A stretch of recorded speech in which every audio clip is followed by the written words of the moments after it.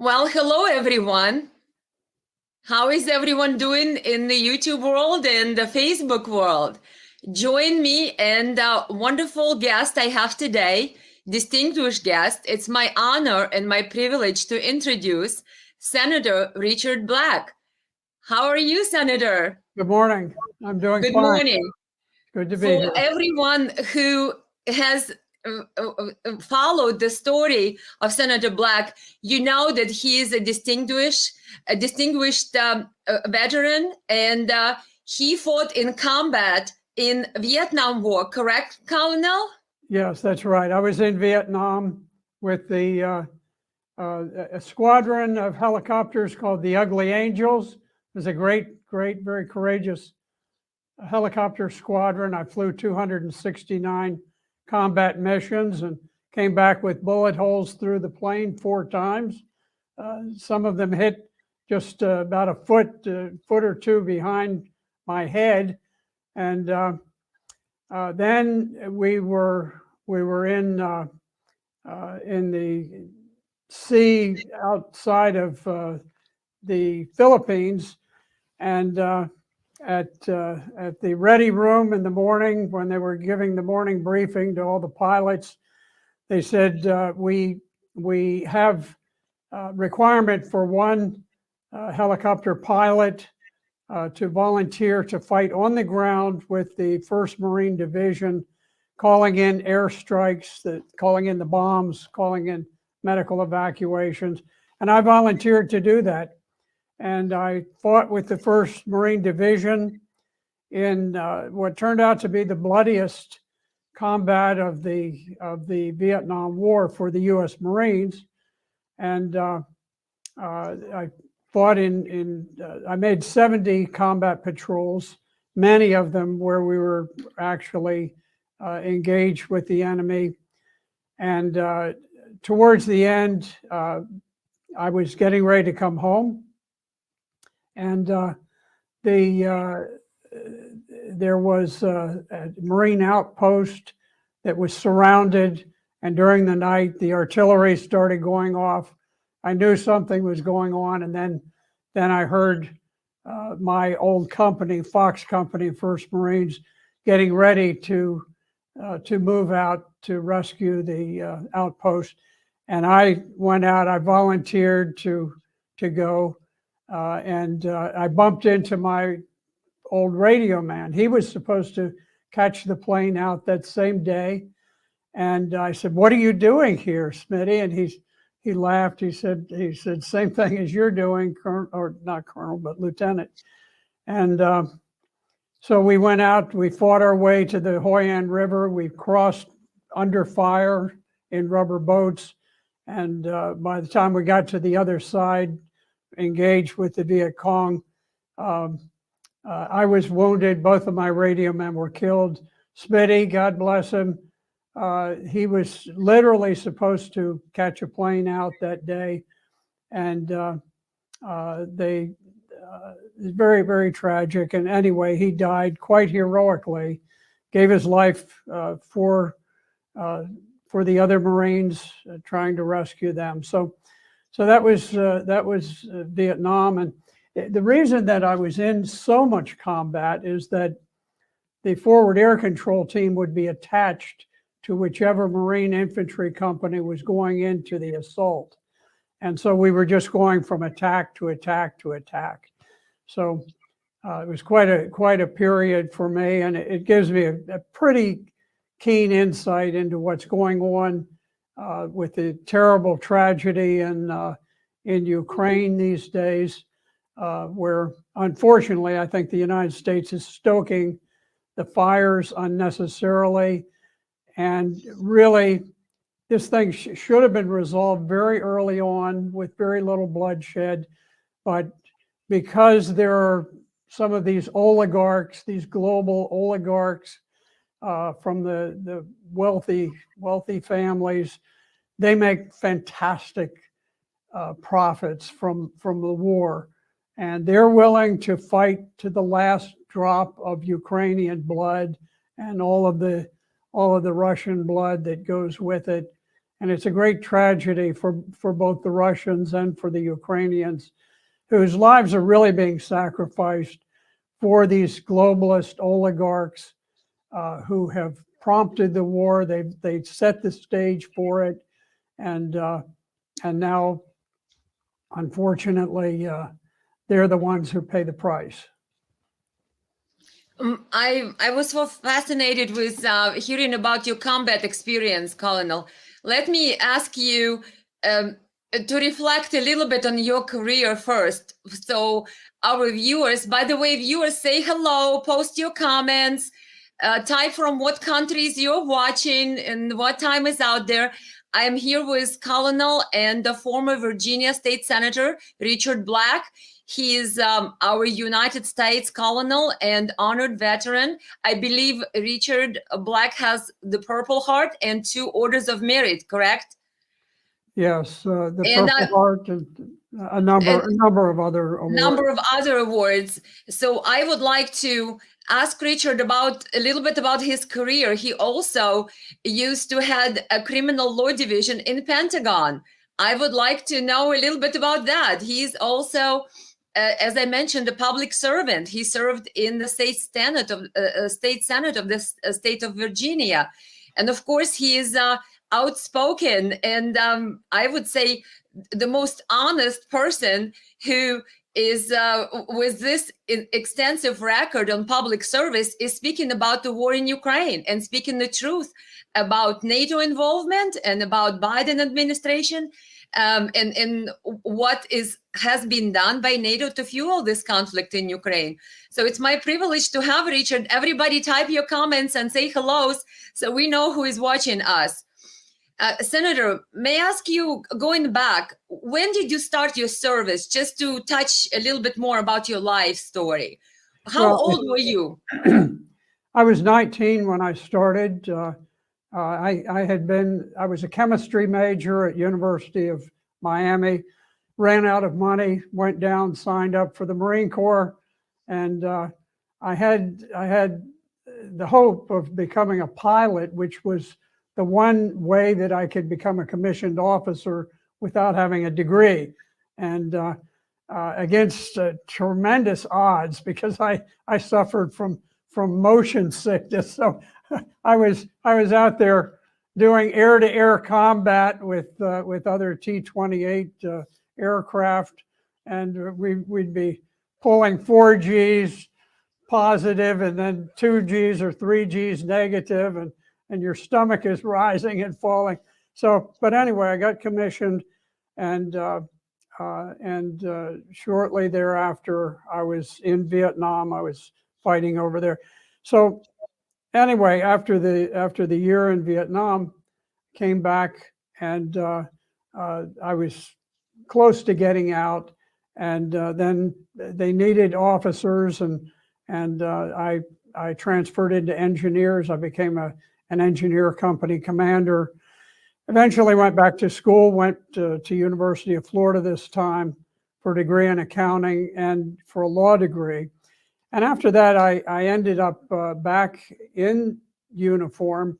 I was a major in the Marines. I switched over to the Army, was an Army major, and then rose to the rank of colonel in the JAG Corps. And the JAG Corps is, it's the attorneys who prosecute the crimes, who do the federal litigation, who are involved in environmental, administrative law, this kind of thing.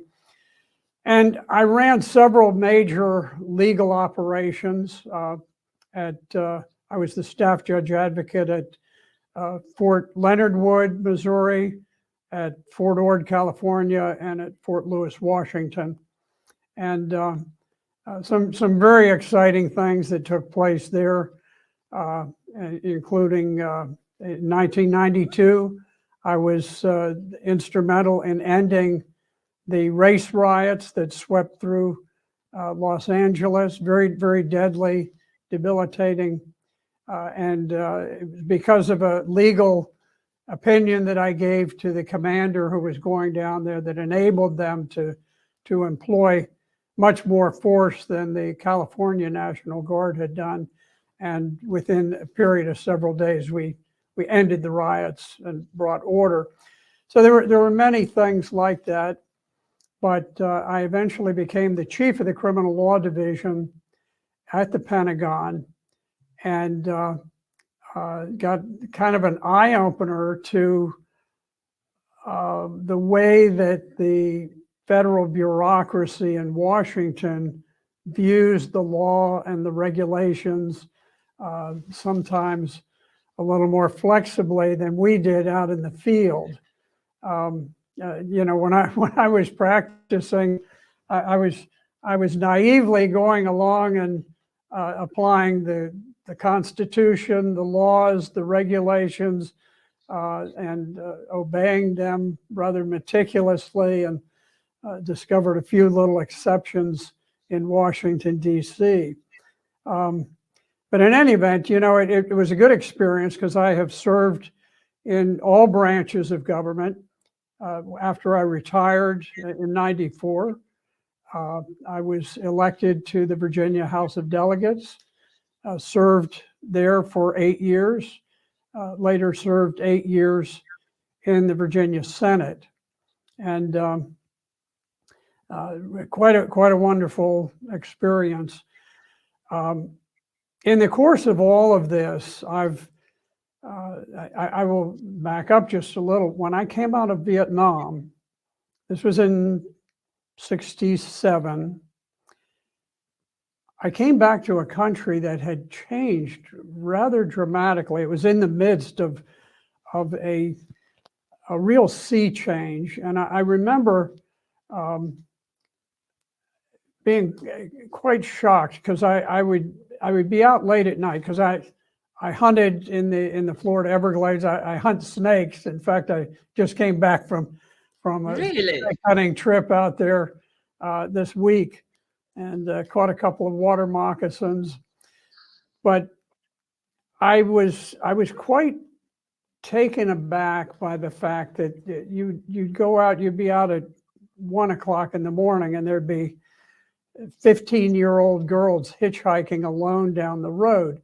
Now, I mean, I have as much interest in I had as any man in girls, but what it distressed me because it showed the erosion of American culture, that you'd have never seen anything like this before, but all of a sudden you have this drugs and sex and just sort of a collapse of the social structure in America. And it was very disturbing to me. And that was when you came back from Vietnam, right? Back from Vietnam. That's what you observed, that you suddenly felt that the society is not the same anymore. That's right. Right.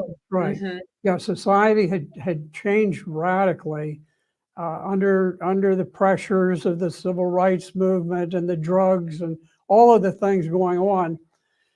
And it really has kind of launched me on sort of a political course that began at a very early stage in life.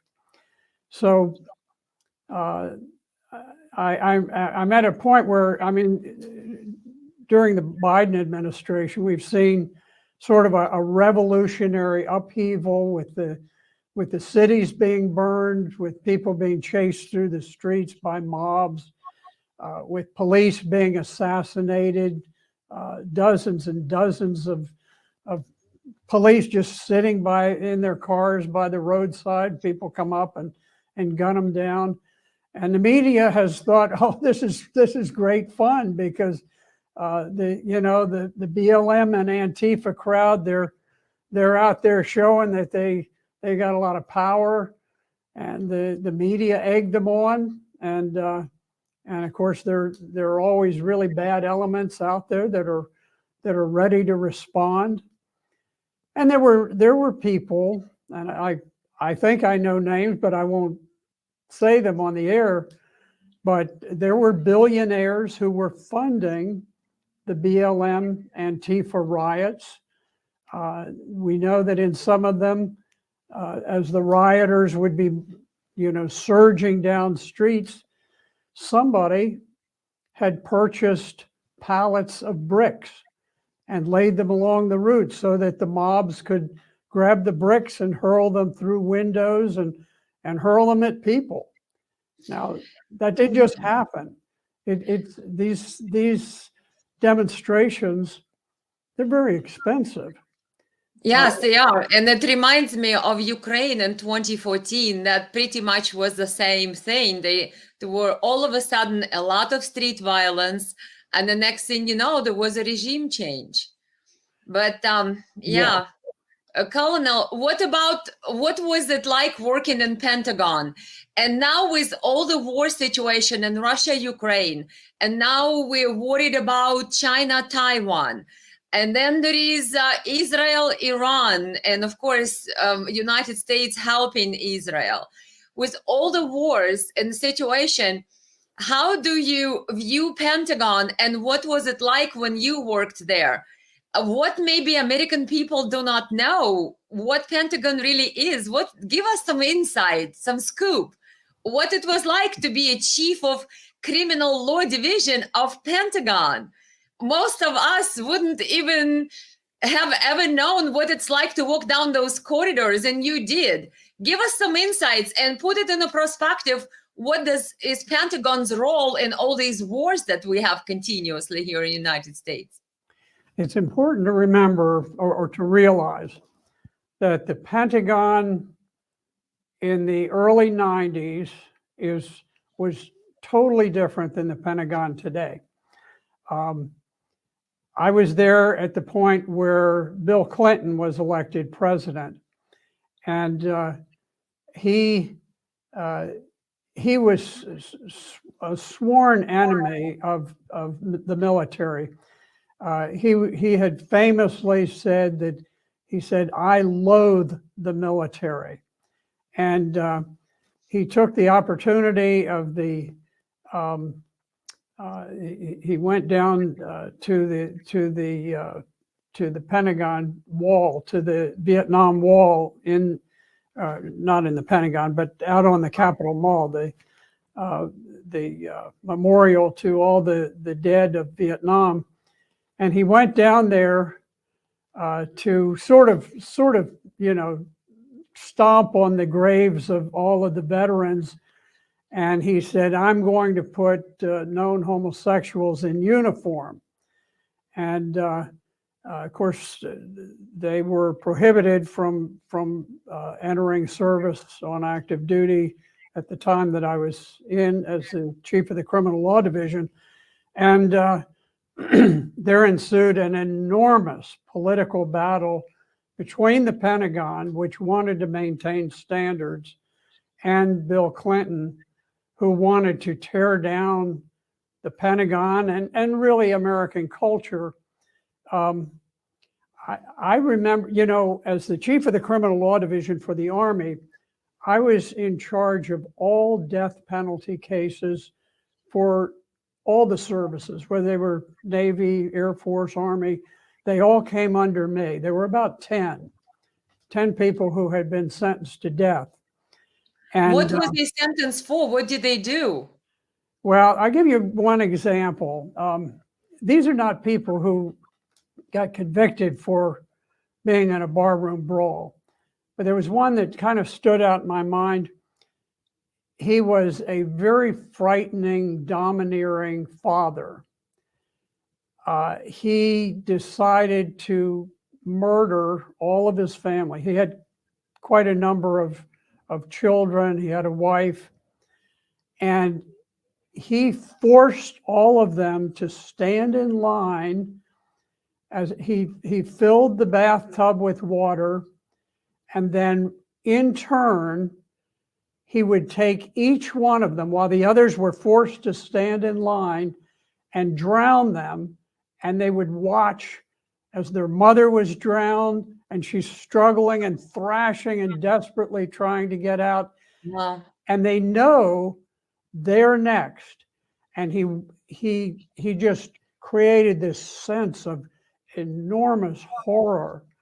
And that was the type of thing. It wasn't just ordinary murders. So these were military people, and they are judged under the military tribunal, so to speak, right? Yes. Is that how? It's very much like the federal court system today, but you have uniform military jurors, and that's the main difference. Is the jury is different in the military than in a civilian federal court. But all of these had been convicted. The entire military justice system had been completely scrubbed to make sure it complied with every rule that was in place, every court decision. But when Clinton came in, he knew that none of these would have a problem getting final approval from the Supreme Court for the executions. And I was ready to move forward and get them all cleared out, execute the whole bunch of them. And Bill Clinton ordered a complete review of the system that had been completely reviewed and revised, and just for years there'd been this monumental effort, but he knew that by doing that he would postpone the execution, and eventually they would not be executed. As far as I know, they probably never have been. So you would say that the changes to Pentagon, what we see Pentagon as being now, have been basically originated since Clinton's era. Yes. What happened is, before Bill Clinton was in office, the officers who were promoted tended to be promoted based on merit. When there was always a little bit of a thumb on the scales to try to bring in this group or that group, but it was generally a fair system. When Bill Clinton came in, it was totally based on non-merit factors, and then you had this followed up when you had Obama for two terms. Now you've got Biden. All of the general officers today have been selected under this, except for Trump during the Trump period. But all the others have been selected on non-merit. They're based on the color of their skin, based on their sexual proclivities, various things that are certainly not conducive to a strong moral leadership environment. So if we have a new Republican president, one of the things he's got to do is he must go in and he must purge those generals, because these people they're dangerous, they're irresponsible, they're incompetent.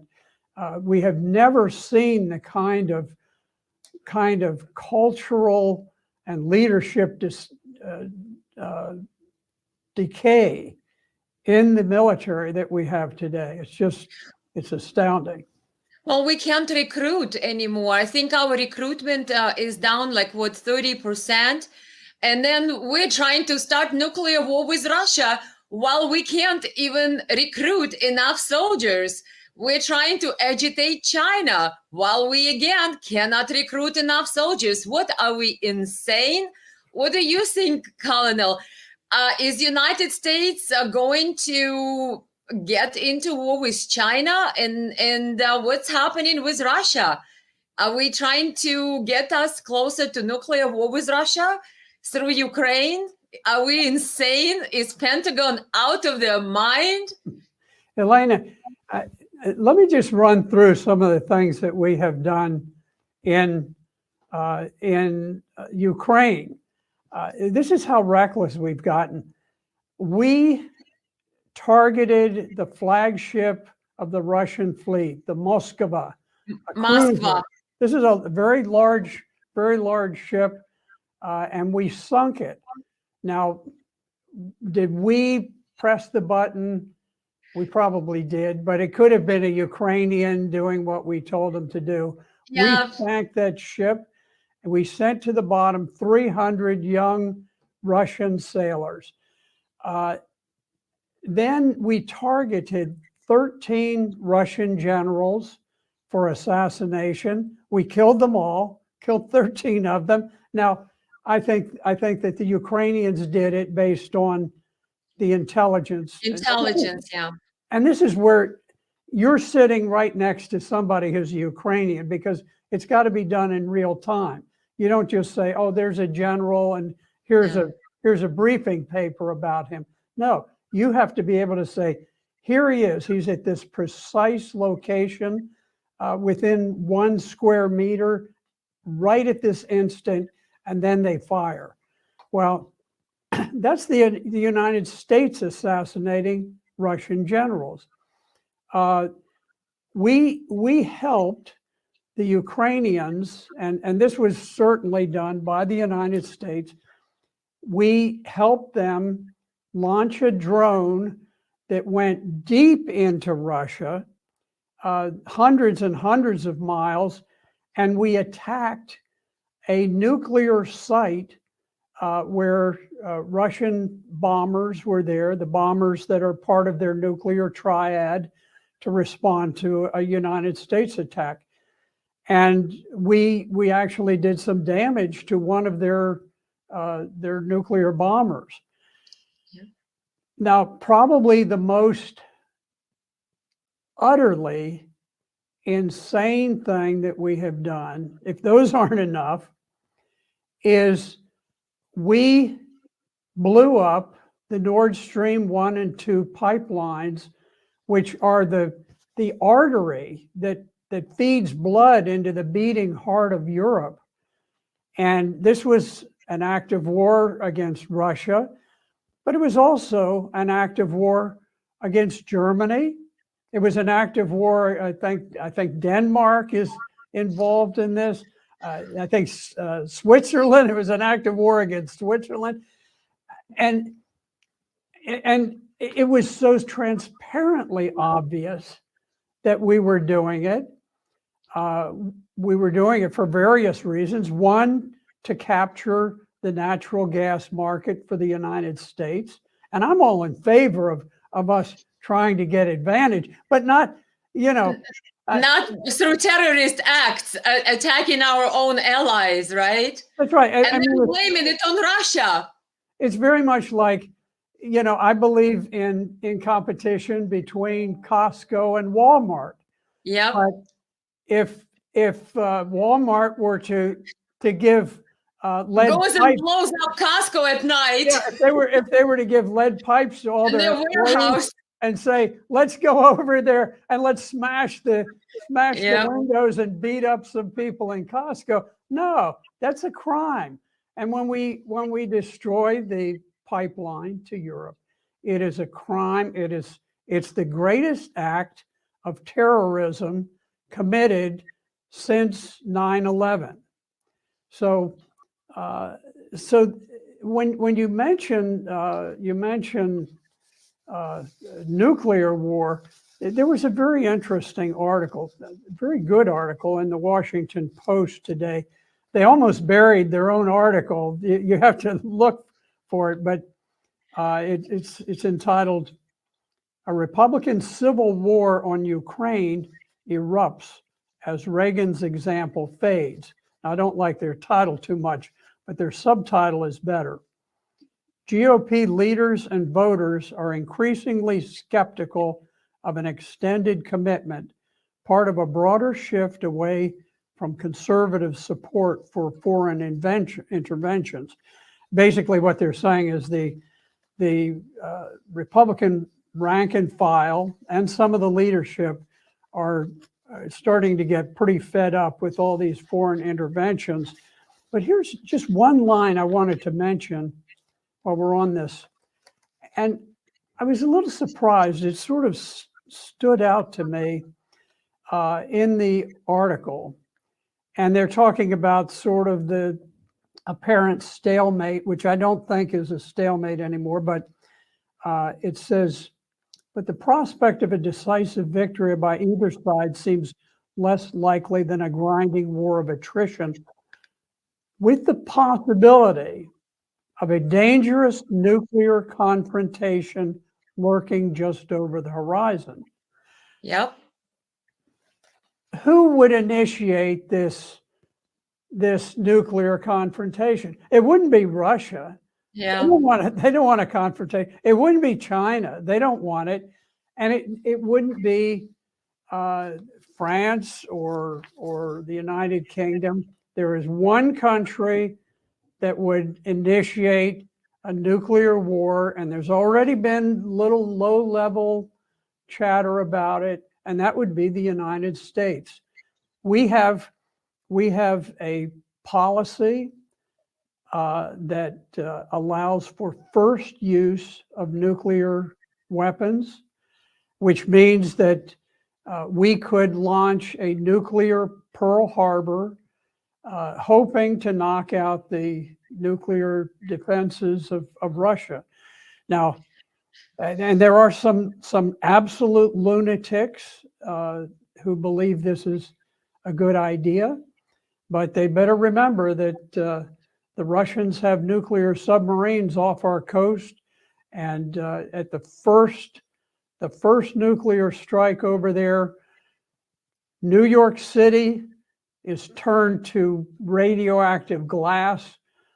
Washington, D.C., you think of all these monuments in the Capitol building and all. Yeah, I've been there. It's beautiful city. Yeah. Yes, and imagine if suddenly nothing was standing and all that you had was just a sea of molten glass. That's what you will have within minutes after the White House gives the okay to launch a nuclear strike. So I hope that doesn't tempt anyone.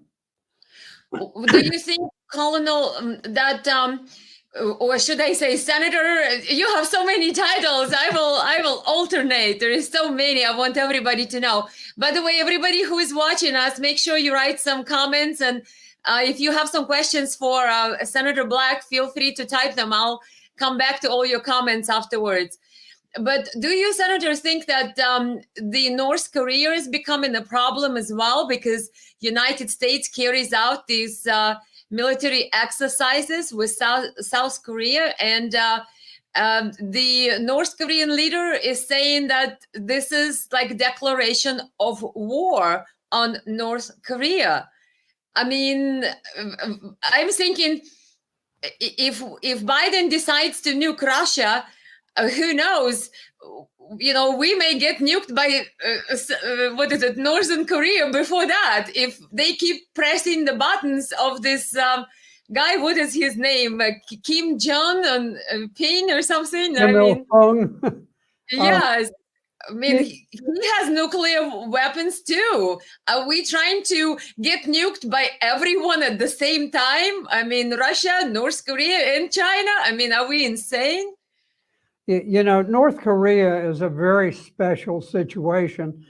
The thing that people need to understand about North Korea is that the line between North Korea and South Korea is just a very short distance from the South Korean capital of Seoul, Korea.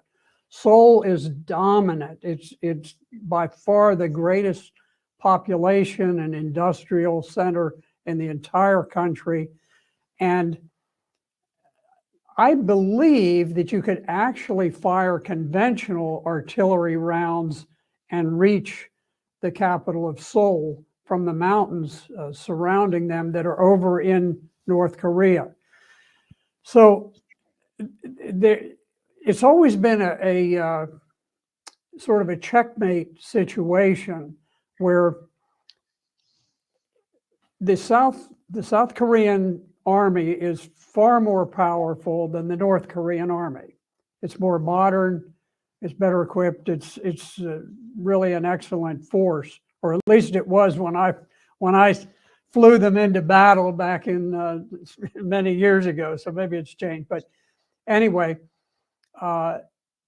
North Korea is in a position to absolutely annihilate South Korea.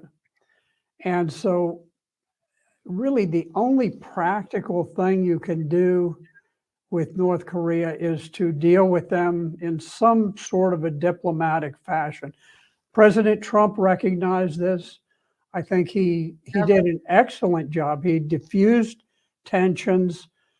He recognized, okay, we can't just bully them. We can't just, put a lot of ships sailing around the coast and fly planes nearby, all the typical garbage that we do. Let's just talk with them. And everybody's, oh, you're crazy. You should be blustering. You should be bullying. But we probably had the best relations that we've had with North Korea almost since it began. And that was under Trump. He did a good job. So there's a situation that's special. But the problem is we just have this knee-jerk reaction that you have to threaten, you have to bully, you have to overthrow governments, you have to infiltrate them. The countries of the world have lost so much faith in America. When I served in Europe, I was the deputy staff judge advocate, which is the number 2 guy for the biggest legal organization that the Army had in Europe. And I had 5 separate offices that I directly supervised in 3 different countries. And one of the things I did on the side is I was responsible for all military justice for affecting American soldiers and military people throughout the Middle East and Africa. Now, it wasn't a big issue back then. I had some very interesting cases I can remember out of Egypt and out of Saudi Arabia, very diplomatically sensitive things. But I can tell you back in those days, I could have flown to Amman, Jordan. I could have rented a motorcycle, and I could have driven all through Syria and Iraq and into Iran. I could have gone anywhere in relative safety. There would not have been any terrorists. People would have been friendly because they liked Americans back then. And the Middle East was not a terribly dangerous place. Crime was not a big issue there.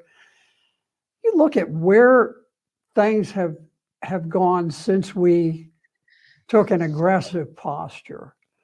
Today, when in 2016, I flew into Syria, and the Syrian army had just driven out ISIS, which had a major, just a huge attack on the desert city of Palmyra.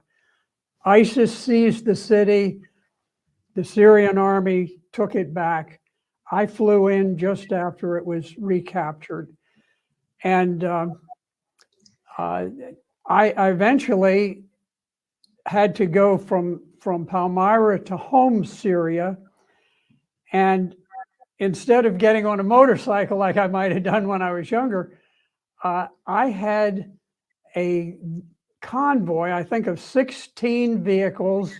Some of them had automatic cannons mounted. We had two attack helicopters. We had a jet aircraft loaded with bombs, and we left and we went out across the desert through ISIS-held territory.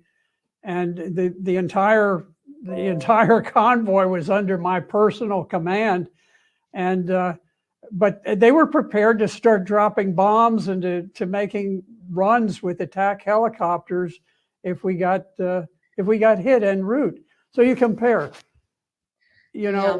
earlier I could have gone out there on a motorcycle and waved at people as I went by. Here I had to have elite forces in 16 vehicles with cannon and helicopters. So and Senator, I've watched some of your interviews before, and you did say that United States is illegally occupying Syria. Is that correct?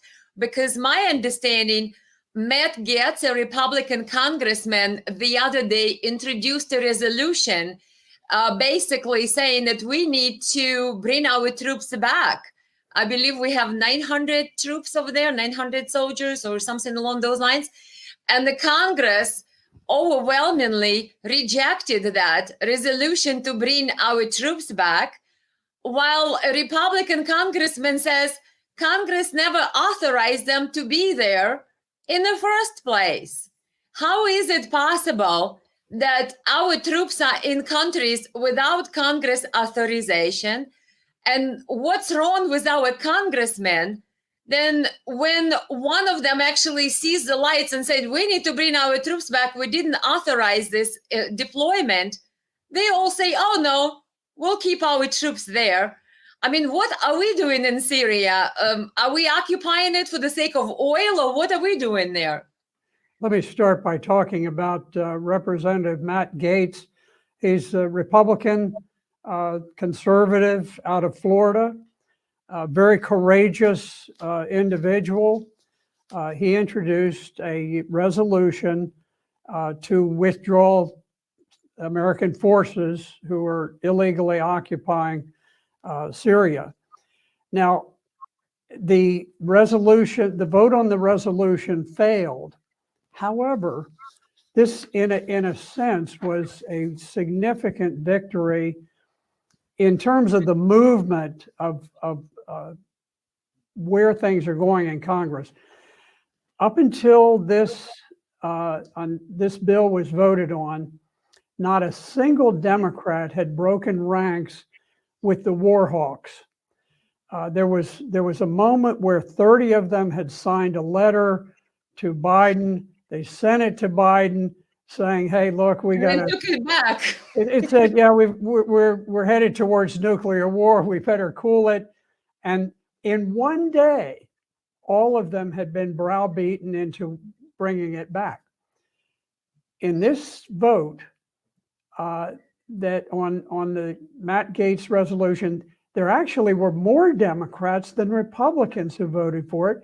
56 Democrats voted yes, 47 Republicans voted yes, and that is a powerful, powerful message that the American people are fed up. The political elites are beginning to realize there's a massive shift in public opinion underway. Now, let me just back up and, if I could, just give you a quick summary of what has happened in Syria. Barack Obama, as you know, he was given the Nobel Peace Prize before he had, I don't know if he had even actually been sworn into office. He was given a peace prize for what he was going to do. Well, he turned out to be one of the most grisly, bloodthirsty presidents in American history. He launched an unprovoked attack on Libya, which at the time was the most civilized, prosperous country in Africa. He absolutely destroyed it. Libya has not had a functioning government ever since we invaded in 2011 under the orders of Barack Obama. So we did that. And the reason we did it, there were two reasons, but the one that's relevant here is that Libya had an enormous supply of weapons, modern weapons. Even before we had cleared the the Libyan government from Libya. We gave control of an airfield in Libya to the Turks, and the nation of Qatar began flying aircraft in, and they landed. The Turks loaded the aircraft with modern weapons, missiles, with all kinds of things. And then they sent them to Turkey. And in Turkey, the CIA established a secret program called Timber Sycamore.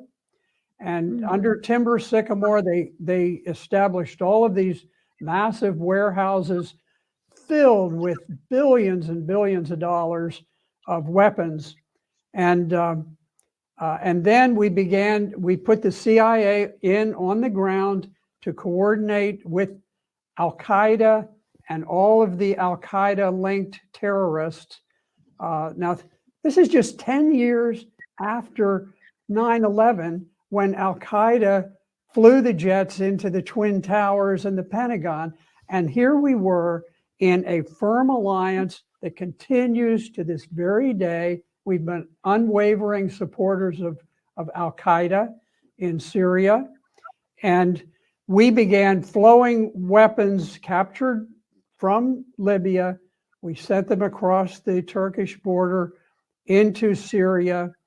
And we began this massive terror campaign against the legitimate, duly elected government, the constitutional government of Syria. And just like we did in Ukraine. Mm-hmm.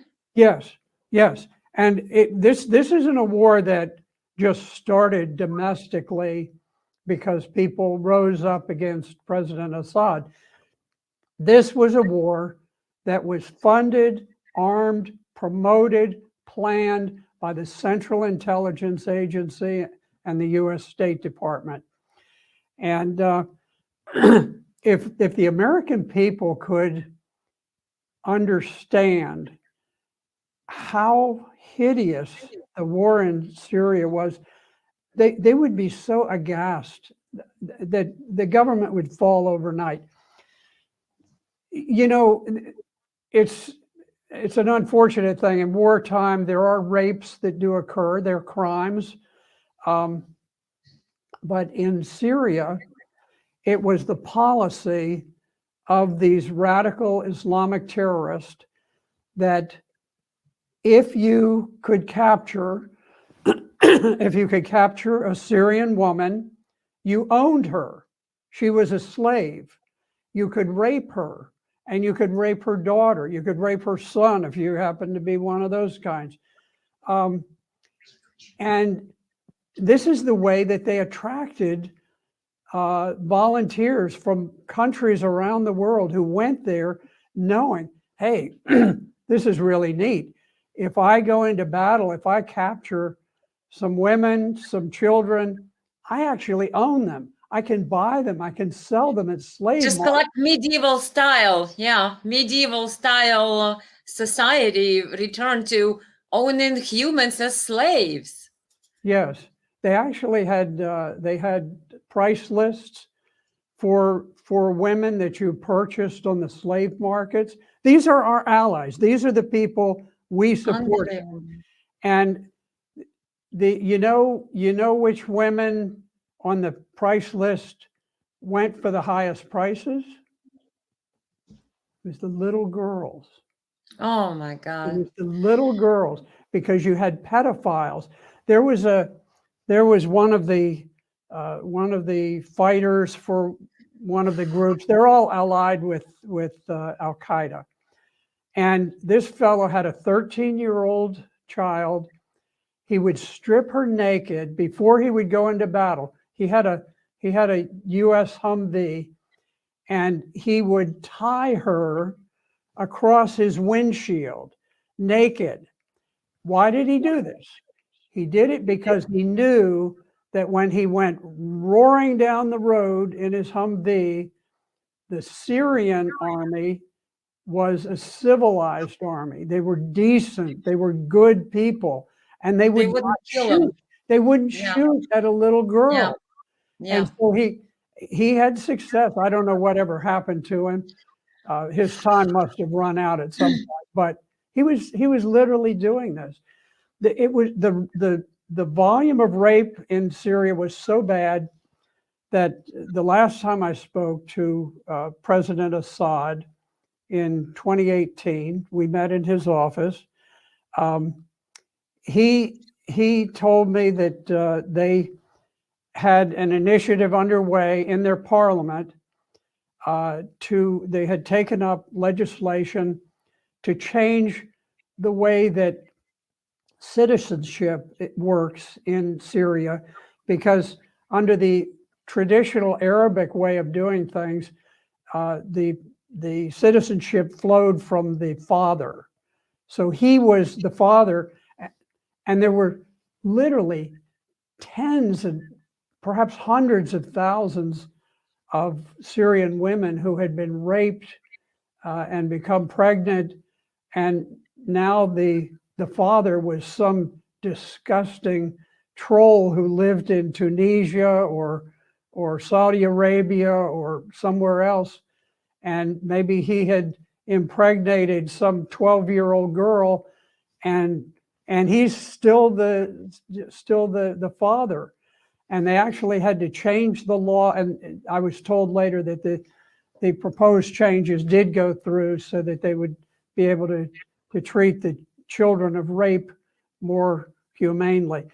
Not a single American newspaper has ever written an article on this policy of rape. It's just censored, it's silenced. It's insane. So basically, in Syria, Matt Getz was correct. We are not there with any type of Congress authorization.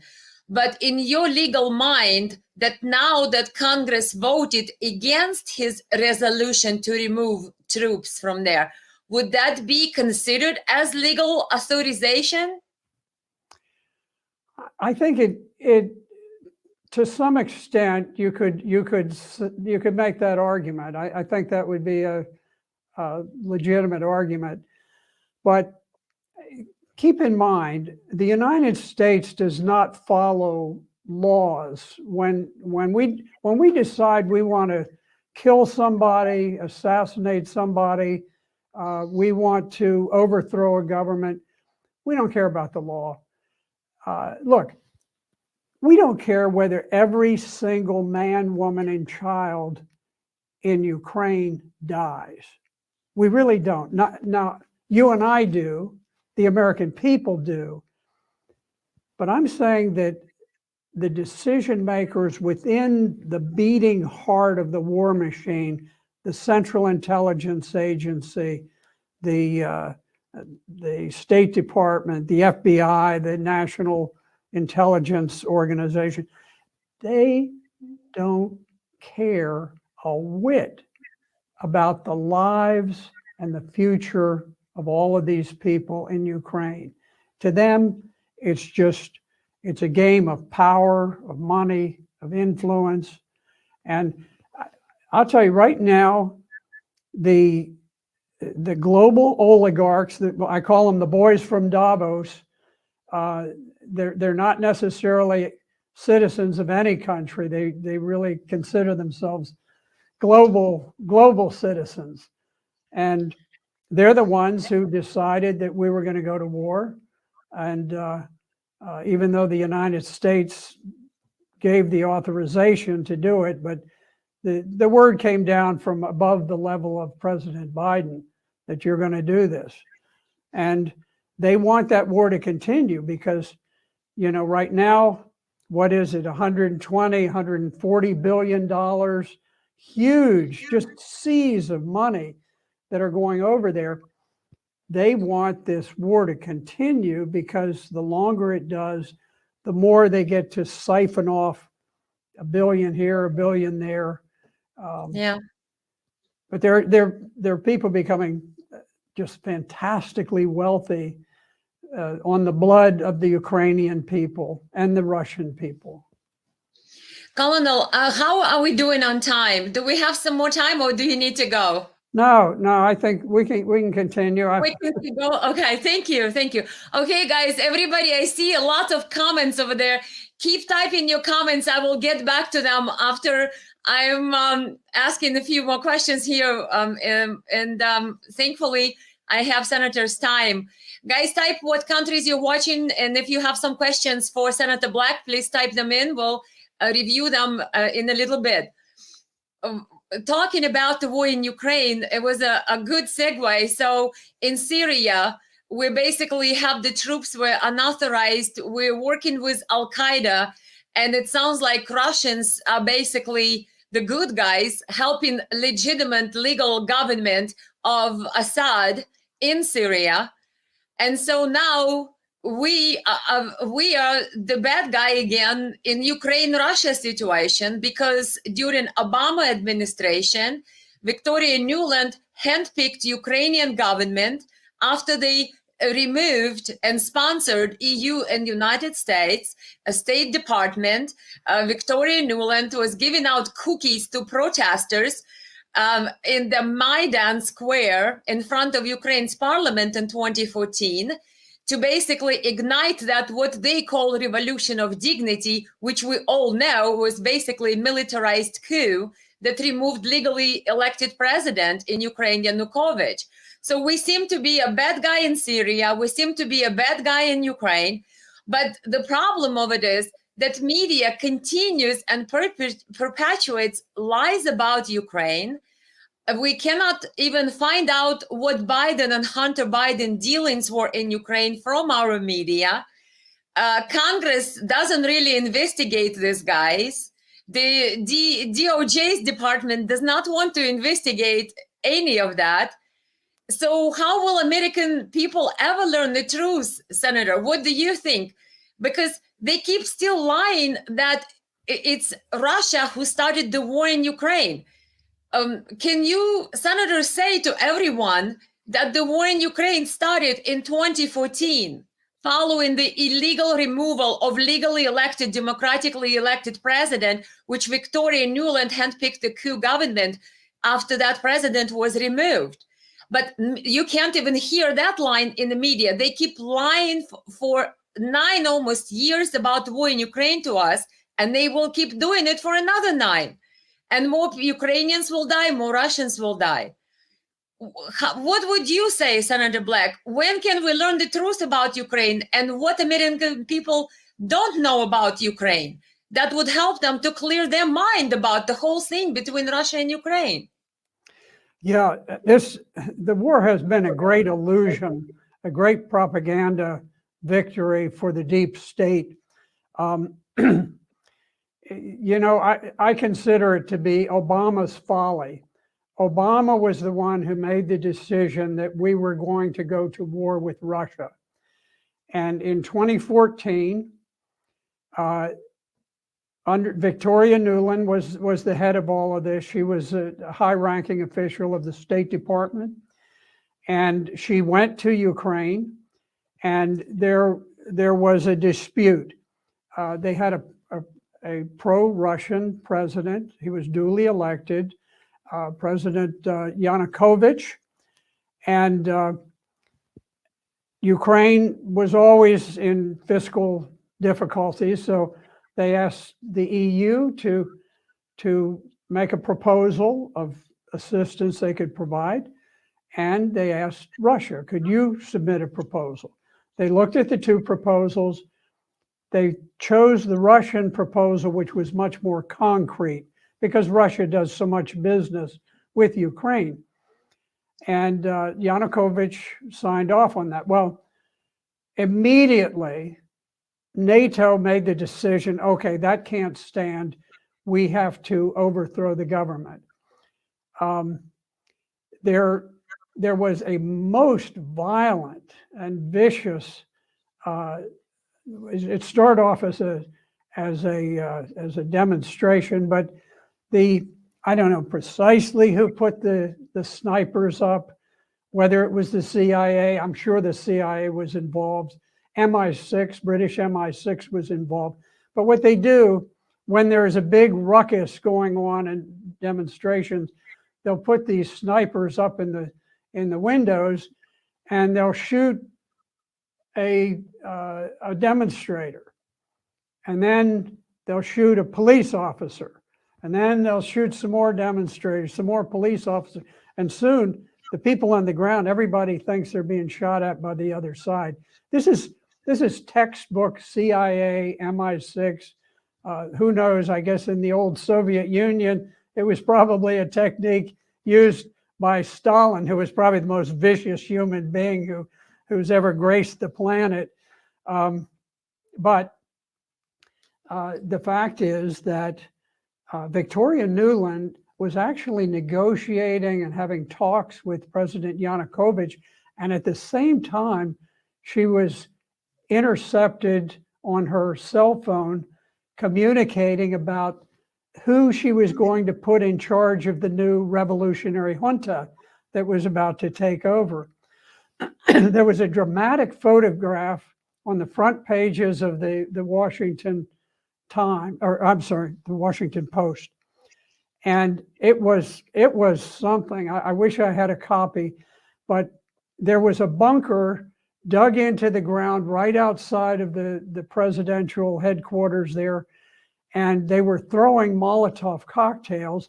They actually had timbers over the top of it. It was a very militaristic bunker. This was the revolutionaries. This wasn't the government. The revolutionaries had dug this, and one of them had taken a Molotov cocktail, and he went back and he threw it, and he hit the Molotov cocktail on one of the timbers, and it burst. And so you have this dramatic photograph with these revolutionary protesters, and everything's on fire. The protesters are in flames, and it just captured the violence of what was going on. So eventually the protesters forced Yanukovych to flee, and they installed a revolutionary junta, which was very radical. And that junta changed the constitution of Ukraine so that it removed Russian as a legitimate language to be used in the country. And immediately this made all of the Russian-speaking Ukrainians into second-class citizens. Teachers could no longer teach because they couldn't speak Ukrainian, then you get fired. And so at that point, the Russian-speaking areas on the borders of Ukraine, Crimea and the Donbass republics, they declared their independence. Now, every news story says they illegally did this or that. I'm going to tell you, those republics, the Crimea and the Donbass republics, had more reason to declare independence than the colonies did in the United States. We did it over the fact that we had to pay a few pennies in taxes, but these people literally couldn't speak their language. Imagine if some foreign country came in and said, well, tomorrow everybody has to speak French or you're going to lose your job. I don't speak French. So they did. They declared their independence. But these were Russians, ethnic Russians in the Donbass, ethnic Russians in Crimea. They were not ethnic Ukrainians. They just happened to find themselves on the wrong side of the line. The United States poured weapons in to build up a huge Ukrainian army, much larger than the active Russian army. And they fought a war against the Russian-speaking people for 7 or 8 years before Russia finally was forced to take action. President Putin had avoided it year after year after year. Finally, he was forced because he feared that the Ukrainian army was about to assault the Donbass republics, which are Russians on the Russian border. And politically, there's no way that he could refrain from intervening, and he decided to get in at that point. So it was NATO under the direction of the United States. NATO does not make a move that's not dictated by the United States. So in Washington, under the Biden administration, decision was made that we would go to war, not merely to reestablish the lines and recapture the Russian-speaking areas of Ukraine, but that we would make war on Russia. That was the decision within the CIA and the State Department. The objective was not just Ukraine. The objective was war against Russia. We were going to dismantle Russia as a country, and we were going to have all of these global oligarchs take control of vast amounts of wealth. We would create trillionaires out of some of the boys from Davos. And I use boys from Davos. I'm not just talking about the groups there, but all of these secretive groups that get together and plan the future of the world for the little people. Those of us who cling to our guns and Bibles, as Obama used to say so contemptuously when he'd refer to the American people. Thank you very much, Senator, for your perspective and quick overview for those Americans who are still asleep and do not understand that war in Ukraine started in 2014. And we know, as you duly noted, that Putin tried to avoid to ever getting into Ukraine because they had Minsk agreements. And the Minsk agreements were guaranteed by Germany and France.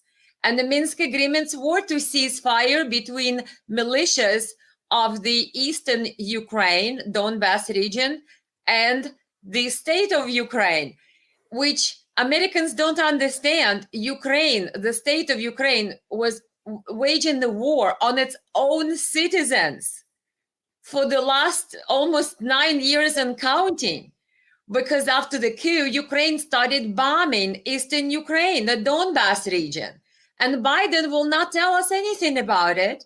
They will not admit that Minsk agreements were a sham. But now Angela Merkel and French President Hollande, they came out and said, oh yeah, we never wanted or intended to have Ukraine implement these ceasefire agreements and all the other things that were attached to them, because we just wanted to buy Ukraine more time to attack Donbass, to build Ukraine's military to the NATO standards, to then wage the assault on Donbass. So this whole situation about war in Ukraine that we hear in the media and from Biden is a bunch of lies. And American people buying into it keep repeating the narratives. Oh, Russia is aggressor, Putin is crazy. And I'm thinking, we will never solve any problems if we never know the facts. Wouldn't you agree, Senator? I agree. I do think, though, that shows like yours have a very positive influence. People are beginning to understand. And, we've got Tucker Carlson, very courageous. I don't agree with him on everything. He and I differ on the issue of China. I just, frankly, I don't think we need to go to nuclear war with anybody, whether it's China, whether it's North Korea, whether it's Russia. I just don't think we need to do it. But fortunately, we do have some voices in the mainstream media that are just too big to take down. They're too profitable. But we are getting the word out, and we are turning the tide, and that's why the Washington Post, they almost buried their own story. You have to search for it, and there's some tiny little byline at the end of one story, but it talks about the tremendous shift in sentiment where the GOP is now moving away from foreign interventionism and returning to the idea of America first. They pointed out that Ron DeSantis said that Ukraine is not a vital security interest, and he says he considers it just to be a territorial dispute between the parties. And President Trump agreed. He said that we should make them negotiate a peace deal, that Ukraine should be willing to give up these Russian-speaking areas. He didn't say it that way, but they should be willing to sacrifice some territory for that. And so you do see this shift taking place. Hopefully it'll be a permanent one. But remember, former Vice President Pence and that Tucker Carlson's review, or I guess questionnaire that you just mentioned, that Tucker submitted to the Republican presidential candidates and the potential candidates, the former Vice President Mike Pence responded that no, something along the lines that there is no room for Putin apologists, something like that. And in other words, his position is quite contrary to that position of Trump and even Ron DeSantis. What would you make up of Mike Pence's position and the fact that everybody who seems to be speaking out the truth about the war in Ukraine is getting a label of I don't know, Putin's puppet, Putin apologist, or what is it, put on the Ukraine's kill list, blacklist, hit list. Senator Rand Paul is on that list, Ukraine's list. Your name is there, Scott Ritter, Colonel McGregor, Tulsi Gabbard. So in other words, how is that nowadays, every time someone speaks the truth, that they have been labeled Russian propagandist or Putin's apologist?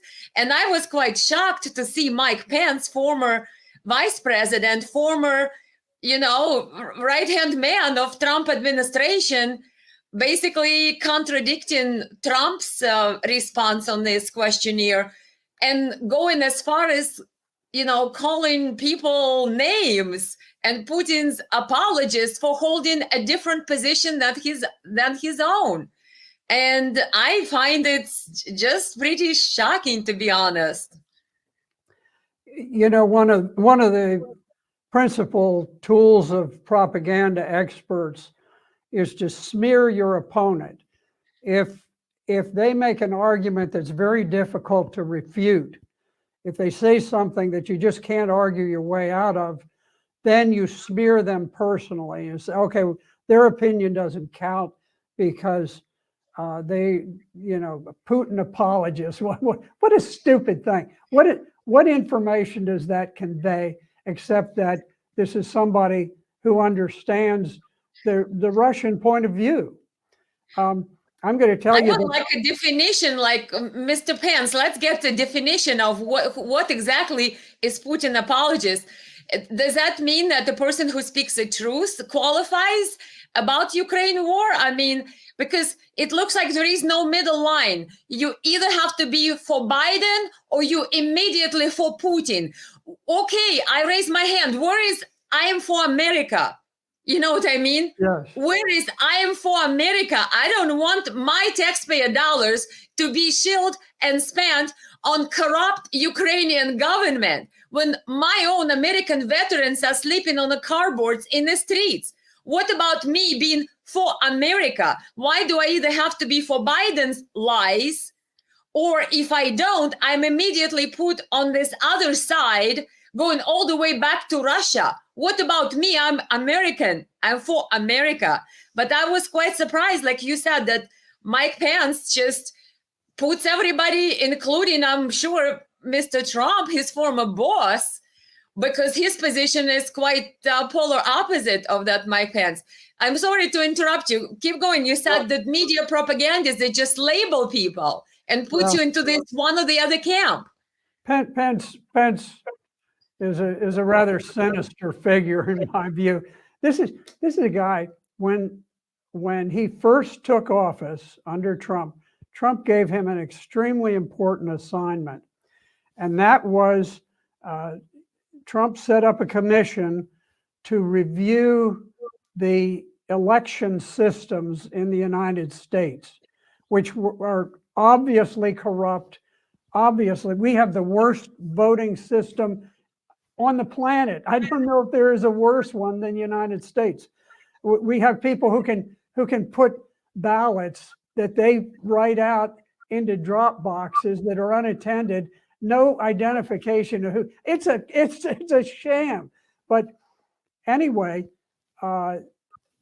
President Trump gave him this extraordinarily important assignment to run this commission on election integrity. He went through a little pro forma motions, but he knows his handlers did not want to have a clean election system. And so with very little fanfare, I was watching carefully because I knew the importance of this election commission.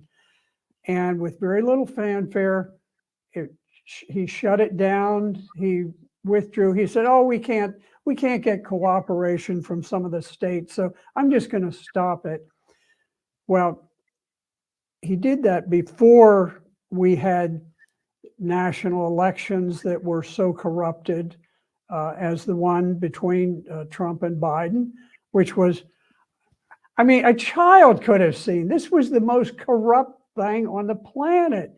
You got I ran in 2020. I watched what was happening at night in my elections. Yeah, I have a lot of questions, more questions than answers. Yeah. Well, anyway, yeah. When Pence took a dive and got out of that commission and shut it down, that told me that he's not responding to the needs of the American people. There's some force, some group that does not want this looked into, and those must be the bankers that he responds to. But anyway, I have very little respect for him or for Pompeo or Nikki Haley, any of these warmongers who basically they make their lives on getting money from groups that want wars. I have a very low regard for each one of them. So we'll see where things go. But I have a feeling, this saying is, when I feel the heat, I see the light. And you look at what's happened with these 47 56 Democrats who broke ranks on the Syria vote. All of a sudden, they're feeling the heat, they're seeing the light. The closer we get to the election, more people will be feeling the heat and more people will be seeing the light. So I think this is just the beginning of the shift. And I say Matt Gaetz from Florida, somebody ought to put up a monument to him as the guy who in Congress started the movement to shift us away from what could ultimately be nuclear war unless we draw back from all of this stuff. I have high expectation of him. I think, remember, he was fighting with Kevin McCarthy for the rule change before they could sit new Congress. I think one of the points of contention was that Matt wanted to have McCarthy, or rather new Speaker of the House, not necessarily McCarthy, but whoever is a new Speaker of the House, Majority Speaker, to put the bill up for vote regarding the term limits in Congress. And Matt Gaetz was insistent that Congress would have an opportunity to vote on term limits. What do you think about term limits in Congress, Senator, in United States Congress? I think it's a great idea because my view, we have nothing ever changes. We have political dinosaurs there for 50, 30, 40 years. And only God knows how can they be in their 90s or 100 years old. No pun on their age, but I am just saying as far as the continuity, that people get elected and elected and elected for 50, 30, 40 years. We don't have any new people coming into Congress. And then we don't have term limits in United States Congress. I know state of Michigan, where I'm at, for the state Congress, we do have term limits, but not in United States Congress. So we end up with people like Pelosi and Biden who are in that position and forefronting our United States policies for 40, 50 years. And they're getting worse and worse and worse.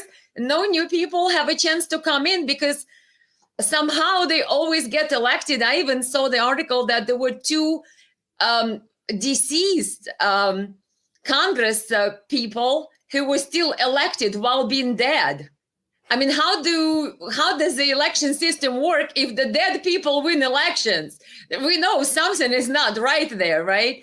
So do you think we need term limits? And I'm hoping Matt Gaetz will get his way and will put this up for vote now that he had, my thought, negotiated with McCarthy to bring it up.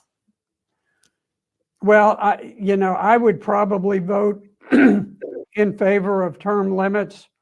There are some mixed arguments on it. I think we have a very dangerous situation with people who have such lengthy continuity, and in addition to the politicians in Congress, we've got the bureaucrats who man this vast federal bureaucracy, which probably could be slimmed down to a quarter of its size. Just get rid of all of these trolls who are out there doing, the DIE principles: diversity, inclusion, equity. DIE. It's making America die. And we have so that's much an abbreviation, DIE, actually, D-I-E? Yes. Boy, somebody was getting above their pay grade to create that abbreviation. How would you come up with that? Oh my gosh, DIE. I think the liberals inverted the letters, but the conservatives used the letters DIE, D-I-E, diversity, inclusion, equity. Wow. And of course, equity is just it's just a relabeling of traditional Marxist. I was just going to say it's back to communism, socialism. That's what it reminds me of, because I was born in USSR. It's a United States, USSR. So I know we've studied Marxism when I was little because it was mandated. It was mandatory. Yes. You studied that thing all the way through your university years. Yeah, that's what it reminds me of. Well, equity. Even the Soviet Union didn't quite go to the outer limits with equity. Exactly. The one country that has really executed the equity principle was Cambodia, when Pol Pot took over with the communists after the end of the Vietnam War. And he was a hardline Marxist. He believed that everything should be equal, everything should be equitable. And so what do? Some people are smart, some people are dumb. I mean, that's just the fact of the matter. You can only improve the intellect of people who aren't smart to a certain extent. You want to educate them as much as you can.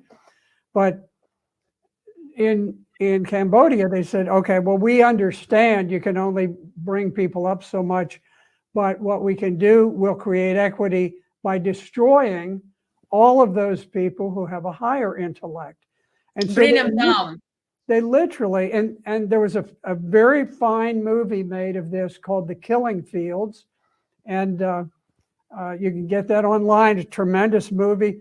And what they did is they identified anybody who was suspected of being an educated person, an intellectual. So if you wore eyeglasses like I do, they would take you out, and with a pickaxe, they didn't want to spend the money on bullets, so they would have teenage children, and they would force you to kneel down, and they would kill you with a pickaxe.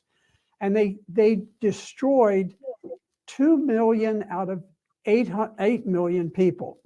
So a quarter of the population of Cambodia were slaughtered in this vast bloodbath of people suspected of being able to read. If you could read, then you were a criminal under their system, because that spoiled equity, because not everybody could read.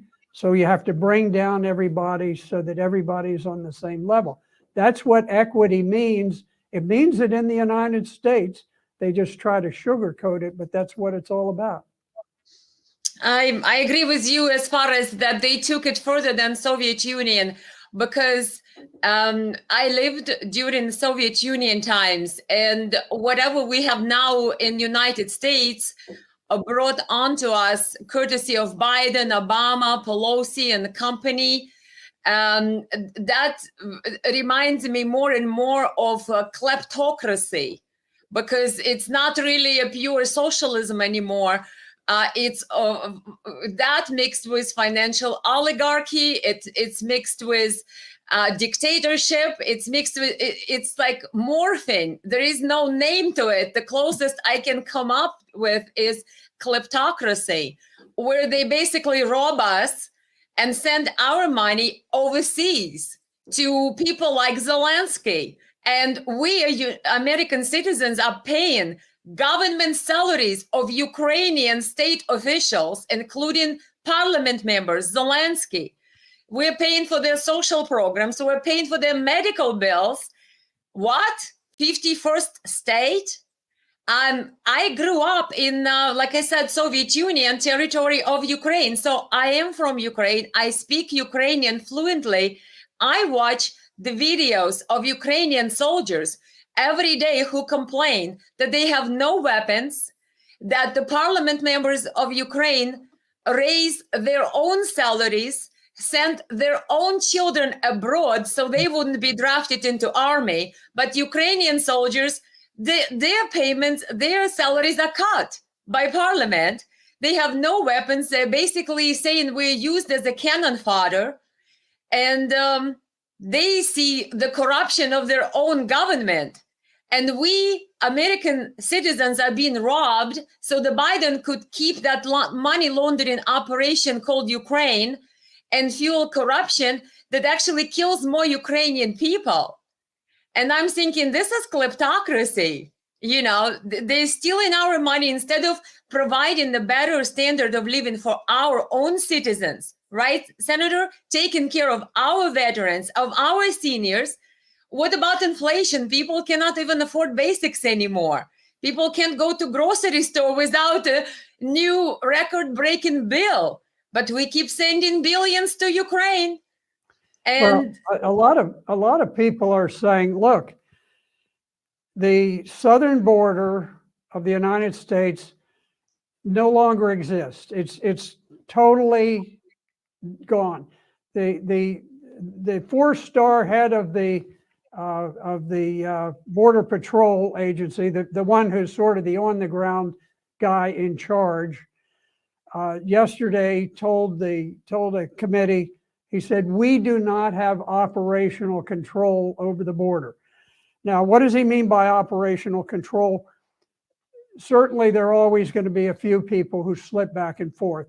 So that doesn't count. What he's talking about is essentially who governs the southern border. Does the United States of America govern the southern border, or do Mexican drug cartels govern the southern border? Mexican drug cartels, they own the southern border, they control it, they pay people, well, actually, they make huge amounts of money to bring people, and some of these Democrat multi-billionaires fund the people to move down. But there were 1,000 people the other day who were just on a bum's rush. They were yelling and joyous and happy, and they just burst through the border. Border patrol can't control them. So they come, if they want to come, they take our country, they take our Social Security benefits. These are people who are going to go on Social Security. They're not going to be paying into Social Security for 50, 60 years before they get it. They'll be here for a few years and they'll get it, same as any American would get it for working a full lifetime. And Americans are saying, well, wait a minute. You remember the struggle President Trump had trying to fund the border wall that he did? It was that was too expensive. That was, what is it, 5 billion? That was too much money. We cannot do that. Yeah, and I think 5 billion was kind of a figure that was thrown out. But if the oligarchs, if the boys from Davos want a war in Ukraine, bingo, $140 billion, no problem. We'll run the printing presses. We'll do whatever we want. And Americans are saying, wait a minute, what is going on in this country? Who does the country exist for? Do American people have any relevance? Do we count for anything? Look, we've got the federal government coming in and they're buying up all the space in trailers so they can house illegal immigrants. Now, they go into a low-cost trailer park where you've got a couple who are on Social Security and they're just living from paycheck to paycheck, Social Security check. And all they can do is they can afford that trailer in a rundown trailer park. What happens when the federal government comes in and buys out the whole thing to put in illegal immigrants? What happens to those people? Those are the people who go into cardboard boxes, laying on the streets, dying because they just can't deal with it anymore. So anyway, I think people are fed up. They've had all they're going to take with money being sent overseas and not here. But Elena, at that, I see that my battery is running low. So I think. Well, everybody, we have lots of questions and lots of comments. Can you see any comments here, Senator? Let's see. We have so many. Karush says, great interview.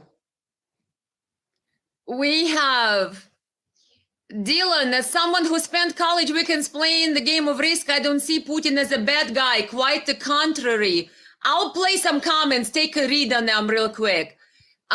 Sure. Pence received a letter at Bush's funeral saying they know it all. Pence is a traitor like Bush, Clinton, Obama's. Some person says we trust Putin. Some person says here, Elena, you have the best guest. You provide much important and unheard of content. Isn't that wonderful? Senator, nice. We have great. Say thank you, Elena and Senator Black. Let's see. We just have tons of comments here, guys. They will be available on my Facebook page. Let me just make one comment, and then I probably will have to go. Sure. I followed President Putin from the time he took office, and I was most impressed because he was sworn in, and immediately he went to Chechnya, where there was a revolution brewing in an Islamic part of the country. He took charge. The Russian army had twice tried to drive out the terrorists. He took charge. He did it, and when he was finished, he dressed up in sports gear, and he had a helicopter drop him on the central square of Grozny, a city that they had just recaptured, and he went jogging alone by himself, heedless of sniper fire or anything. This is a guy who is devoted to his country. This is a guy who drove out the oligarchs who who had seized all of the wealth of Russia. And so this idea that he's somehow some terrible guy or perhaps a lunatic or something, he is more rational than anybody we've got on our side right now. So anyway, with that, Elena, I think I'm going to have to sign off, but it's been wonderful. Thank you very much. Thank you very much. We'll do it the next time. And thanks for being so generous with your time today. Thank you. Thank you. Thank you. Okay, goodbye now. Bye-bye. Well, how is everybody? I'm looking at your comments here, playing them up. And before I go, I just want to say hello and thank you for everyone who was watching this stream. And have all of your little comments here played on the screen. To be free, Americans should kick warmongers out of the head of the state. I believe it's a recipe for economical recovery and happiness for all. Neocons are selfish snakes. Yeah, we have lots of great comments, guys. If you are watching, you can always comment and share with each other. I have Abu saying, thank you for having Senator Black on. He's a great leader. I would like to see him run for president. Tom Casey says, General Flynn and Scott Ritter will clean house if appointed to the job. Don't forget Colonel McGregor. Yes, Colonel McGregor is also a great speaker of truth about the war in Ukraine. Doug Sayer says, keep up getting the truth out. The days are now longer, probably. Yeah. Raphael says, I'm glad President Putin is adult and intelligent world leader, unlike the Western and evil warmongers, evil politicians. We have Doug saying again, thumbs up for the lady trying to get through the truth out. Thank you, Doug. Thank you very much. All your little great comments. David talks about Zelensky is a neo-Nazi. He's totally corrupt, a globalist, a part of the one world order. Pure evil. The US has bioweapon labs in Ukraine, says David. Putin is a good guy. In this case, taking out the bioweapon labs and taking action against the one world order being headed by NATO. Europe and the US, Democratic Party in the US is Marxist and evil. Let's see some other comments here. We have Martha Bacon saying thank you. We have some other great comments. Debbie says not just Democrats, but so many Republicans too. Yeah, there is a problem with Republican Party. We do have what they call Republicans in name only, like Mr. Lindsey Graham and former Senator McCain. They were all in Ukraine doing everything they can to start this war in Ukraine too, and brewing up that conflict. Doug Sayer says, good job.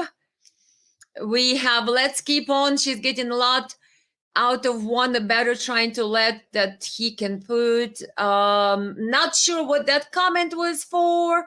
Sorry, Doug. Davey says our Congress has been blackmailed and paid off. Wouldn't surprise me that we have a lot of politicians who obviously just don't speak out. Question is, why not? Why not? So David says the conservative Bush is in the same boat. Yeah, conservative Bush, that's a new misnomer there. Sydney, Australia, Alberta, welcome. We have, this is one of the best interviews and I've seen in all my life with such honesty and humanity. Thank you very much. Gosh, I have so many different comments here, guys. Thank you, Spaso. Pozdravode Makedonets.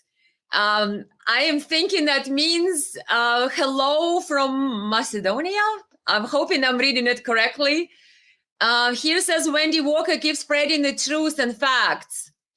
Camilla says thank you. Debbie says Senator Black and you too have great information I have not heard before. Thank you very much.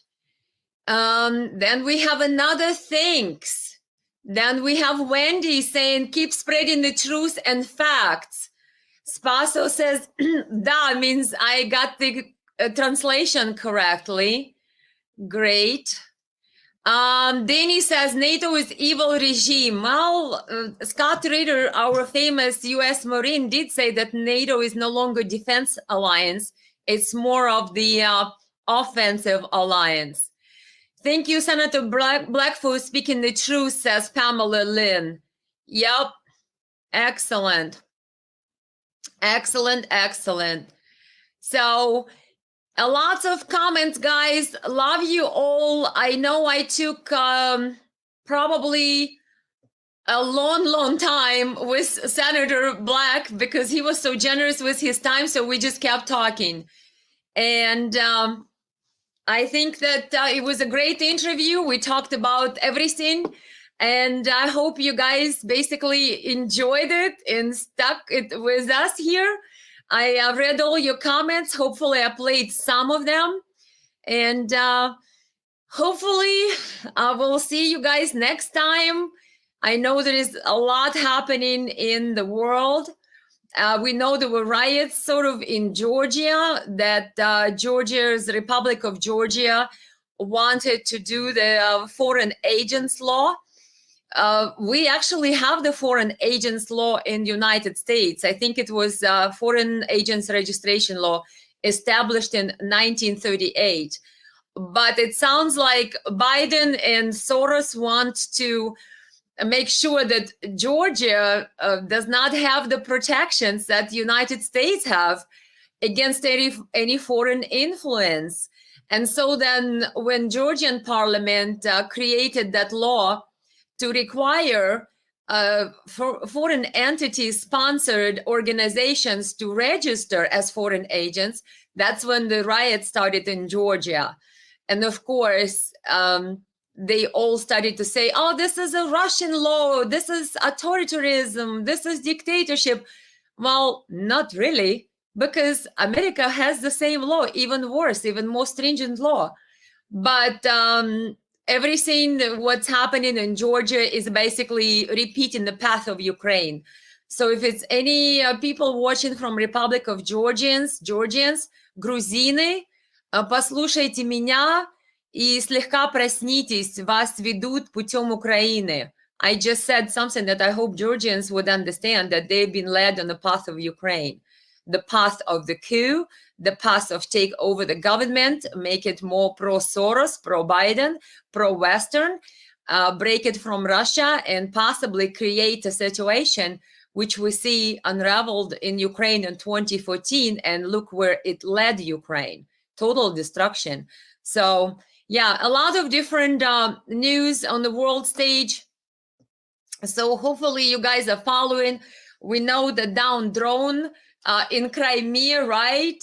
And the United States said that, oh, Russian pilots are so unprofessional. Russians are like, hey, you're flying your drone next to our border with turned off transponders.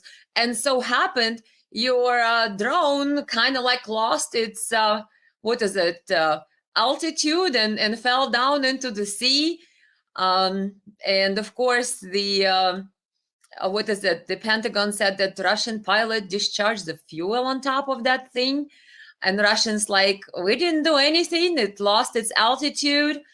But the problem is, if Russia's drones were flying around next to our border, let's say they would launch someplace and come up and fly near our airspace bases. What? Would we want them? No. So yeah, let's not play cool here, saying that Russians, pilots are so unprofessional. Well, then maybe let's not send our drones with turned off transponders next to the Russian border, and you won't have to lose your, $13 million drone, $30 million. They could be varying in price, my understanding. But Lindsey Graham, our senator, already said Reagan would be down in Russia's warplanes already because of this drone. In other words, they just can't wait to make the World War III happen. So I hope everybody keeps their cool, but I don't know. Escalation is definitely in progress in this whole Ukraine scenario. Danny says, great information. I listen to McGregor and Reader all the time. They speak the truth. Yep, we speak the truth here as well. Latina says, many thanks, Elena Olki for Congress, for this direct conversation. That's from my Facebook followers. Really like you guys. Mario says, I'm so glad McCarthy refuses to meet Devil Zelensky. That's that's very true. He did refuse him. Zelensky was snubbed 3 times, and I guess in the last week, nobody wants to talk to him. He doesn't get to speak at Oscars, and Kevin McCarthy doesn't want to meet with him. Spaso says, we want peace and economy. We're humans. Life work like human, make peace. Yep, that's true. We want peace, and we want to be able to go to work and to be able to live our best life and to live our life to the best potential and to our best potential, and not having to sift through the nuclear rubble, right, guys? Because that's what it seems like Biden administration is pushing us towards. Escalation with Russia and escalation towards some type of nuclear exchange, whether it's going to be North Korea, China, Russia. It's insane. We'll see what happens with President Xi's president. I would say leader of China, President again, Xi Jinping, right? Or Xi Jinping or Xi, leader Xi. He is going to meet with President Putin. I didn't check the news today. Maybe they're already meeting. And then he's going to give a call to Ukraine's President Zelensky. We'll see. Maybe China will broker some type of the ceasefire. I don't know, because China just recently brokered the peace deal basically between Saudi Arabia and Iran. And they are now establishing diplomatic relations, which I think were broken now for the last 28 years or so. And China somehow was able to bring those two parties to the table, and they're going to reestablish each other's embassies now. So China is emerging as this peacemaker slash deal maker.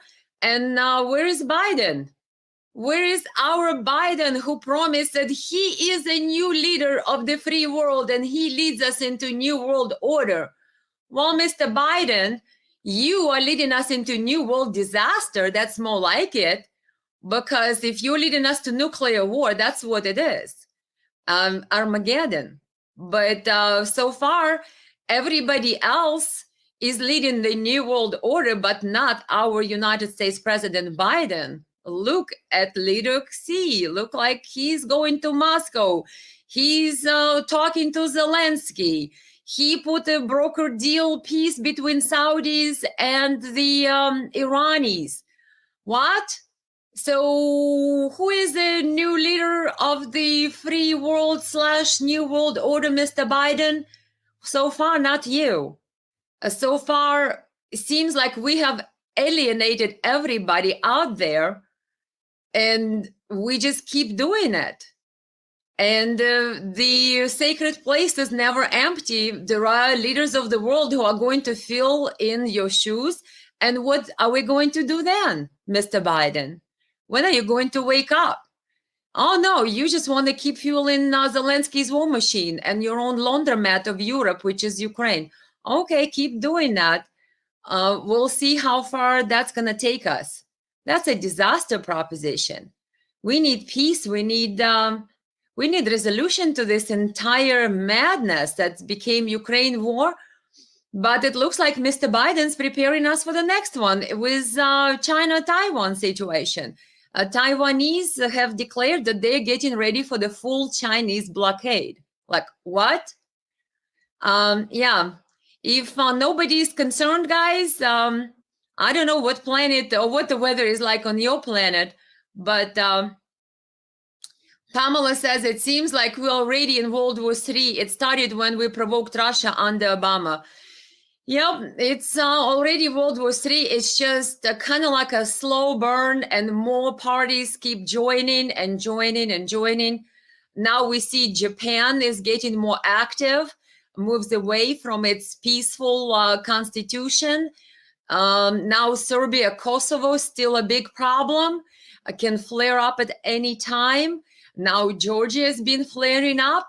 Now Moldova, Transnistria on the border with Ukraine could flare up at any second. Now we have Iran, Israel can flare up at any second. Now we have Taiwan, China can flare up in any second.